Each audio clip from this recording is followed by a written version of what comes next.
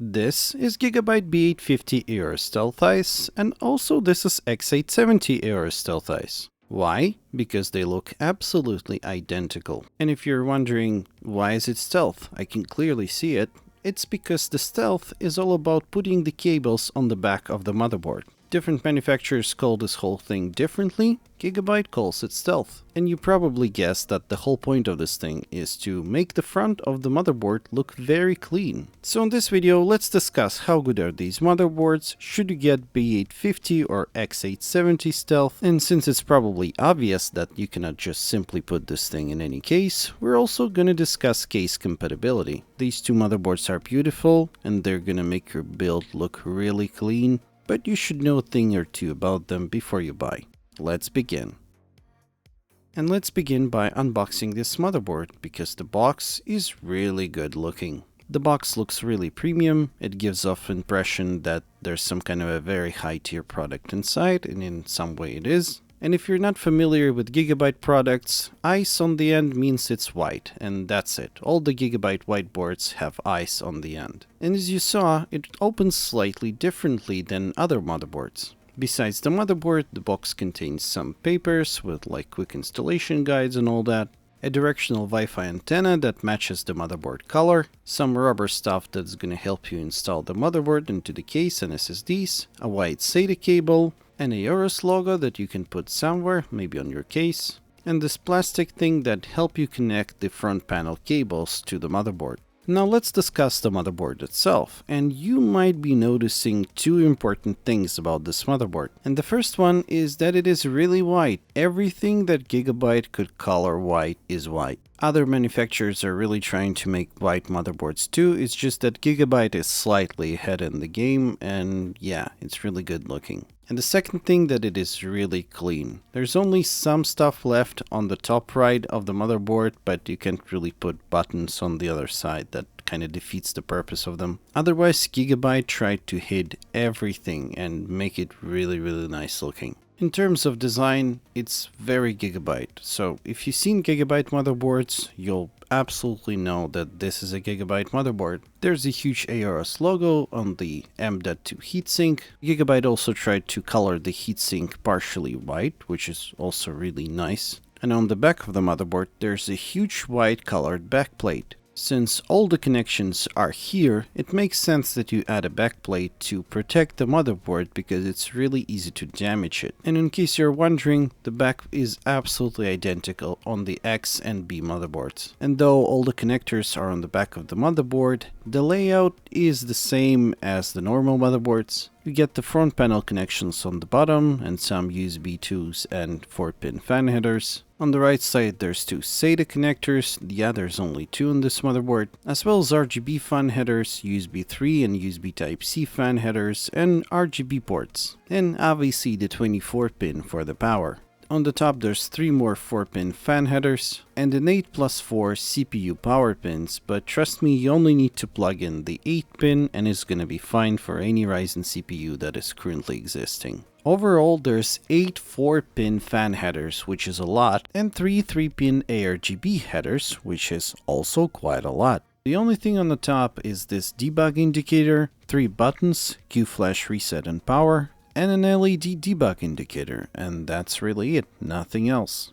So the back panel is the first major difference between the B and an X motherboard. Both of them have a single HDMI for internal CPU graphics, 4 USB 2.0 ports, 4 USB 3 5GB blue ports, 2 USB 10GB red ports, a Type-C 10GB port, 5GB Realtek Ethernet port, a Wi-Fi 7 antenna port, and 2 3.5mm sound port and an optical port. Now where the difference begins is that B850 board has a lesser Realtek Wi-Fi 7 adapter. An X870 has a much better 320MHz Qualcomm Wi-Fi 7 adapter. The second thing, that X motherboard has 2 USB 4 ports on the back panel. It's mandatory for X870 motherboards to have them, so it has them. But are you sure you need one? The integrated sound is ALC 1220, which is really decent, there's really nothing to complain about. And the 5GB Ethernet adapter is Realtek, which is okay. Now let's discuss PCI Express and M.2s and lane distribution. distribution. The first M.2 heatsink is quite big. It should handle any M.2 you might want to put in. The other three M.2s are covered by this huge heatsink, which is also nothing to complain about. It's really good. You must buy an M.2 without the heatsink, however, or you're not going to be able to use it on any of the other M.2s. And this thing over here is just decorative. It's not an M.2. So 2 of these 4 M.2s use CPU lanes and are running 5.0 speed. If you have a dual-sided M.2 SSD that has chips on the bottom, put it in the bottom slot since it has a bottom heatsink. This heatsink has some kind of a spring mechanism that allows it to better attach itself to the SSD. Maybe it helps, I don't know. Now let's discuss PCI Express lane distribution in both of these motherboards. Let's begin with B850 because it's simple. 16 5.0 lanes go to the GPU slot and 2 more CPU M.2 slots that are also running 5.0. Other 2 M.2s use chipset lanes and are only running 4.0. The bottom chipset M.2 shares lanes with the bottom PCI Express slot, so only one or the other. In this motherboard, you always get your full X16 PCI Express lanes for your GPU because many other motherboards nowadays cut these lanes in order to push more M.2s. There's no such thing here. So now let's discuss the X870. And there's only one major difference here because of the USB 4 on the back panel. In order to implement USB 4, manufacturers have to use some of the CPU lanes. So Gigabyte used 2 lanes of the bottom M.2 that comes from the CPU, so it has only 2 PCI Express 5.0 lanes. You can disable USB 4 in the BIOS and get full 4 PCI Express 5.0 lanes for the bottom M.2, but obviously this will disable USB 4 ports. Please note that these 2 lanes on the bottom M.2 are always 2 lanes. If you populate this with a 4.0 or 3.0 SSD, it will only have 2 3.0 or 4.0 lanes. Many other Gigabyte motherboards, in order to give you this extra second M.2 that runs CPU lanes on an X motherboard, actually cut GPU lanes to 8, and I'm really happy that they're not doing it here. I really hope they implement this new method of sharing lanes on all new motherboards. One more interesting thing about these 2 motherboards is that they are using a huge BIOS chip in order to store a Wi-Fi driver in it. So if you fresh install Windows and there are no drivers in the system, it will actually automatically use the Wi-Fi driver that is stored in the BIOS. So the Wi-Fi will work out of the box. Now let's discuss VRM on both of these motherboards because they're slightly different. Both of the motherboards have the same heatsink on the VRM. It's really huge, it's massive, there's a heat pipe connecting both of the heatsinks. Gigabyte actually claims that X motherboard has better thermal pads on the heatsink, but it's not going to make a huge difference. The VRM configuration is actually pretty good. The B850 has 14 power stages combined into 7 phases, and X870 has an extra few power stages in one phase. Besides the 2 power stages, they're absolutely identical. They are on this Infineon controller and they use Infineon power stages, the 80 amp ones. Gigabyte decided to put cheaper configuration on miscellaneous power, but that's absolutely normal. There's really nothing huge here to power them with a more expensive phases, and you can actually see the places where USB 4 controller and an extra 2 power stages would be located on an X870 motherboard. Do you need those extra 2 power stages? No, the current setup is more than enough for any CPU that is currently existing for the AM5 socket. The VRM configuration is really good and the heatsink is great, nothing to complain. I used my 7950X to stress test this motherboard with absolutely no cooling on an open stand. Unfortunately, there was a problem with my VRM temperature sensor and it was showing some weird information, so I had to use my thermal camera in order to understand the temperatures. And they are great. There's really nothing to complain about. With 1 hour of stress test with no cooling, it performed really well. The VRM temps were probably closer to 65 at the worst possible point, so it's really good performance, so you should really not bother and put any CPU you want in this motherboard. I was actually surprised that the VRM temps were not showing properly, and maybe it's just a BIOS version bug, but when I was testing there was only the release F1 BIOS present.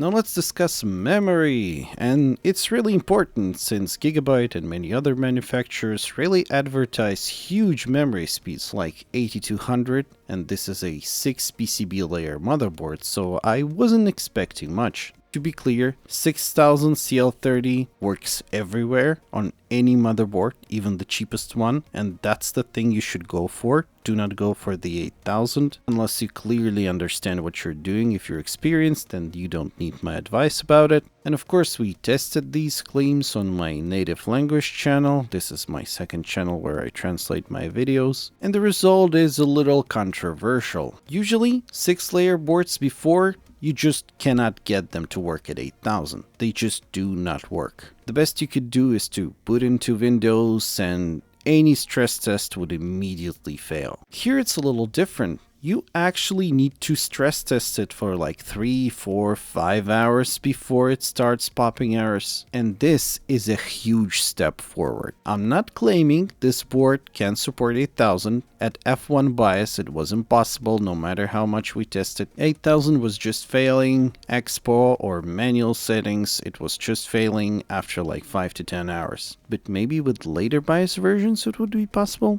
I don't know, but do not get this board with an 8000 memory sticks if you do not know how to overclock.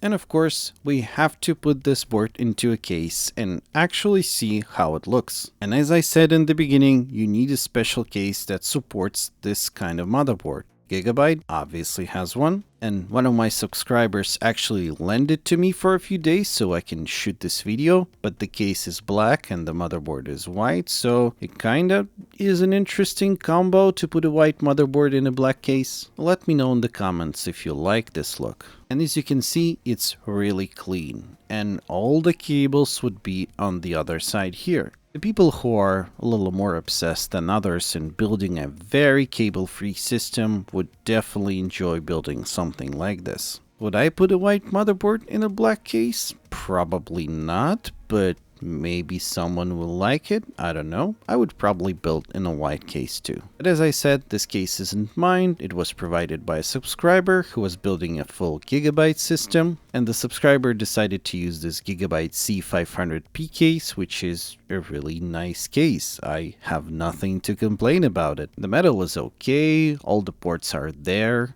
It's really neutral looking, and most importantly, it supports this motherboard. Though Gigabyte has a list of all the cases that support these types of motherboards on the motherboard page on the Gigabyte website. He even decided to use a fresh Gigabyte power supply that is ATX 3.0 compatible with the new cable. He also sent me this all-in-one for some reason, but I just didn't have time to assemble the entire system. Leave a comment below if you think a full Gigabyte build is something interesting. Now let's discuss all the differences between the B850 and X870 STEALTH. So we get an extra VRM phase to an overkill VRM, and a slightly better thermal pad, which also doesn't make a huge difference. The Wi-Fi adapter is better, but you need a much better and more expensive Wi-Fi router in order to benefit from it. And there's USB 4. And I think go for the B850 unless you need the USB 4. Otherwise, it's perfectly good.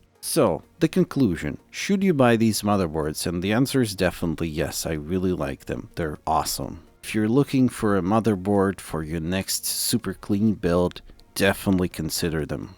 Thank you for watching this video. Please subscribe and leave any questions in the comment section if you have them. Bye!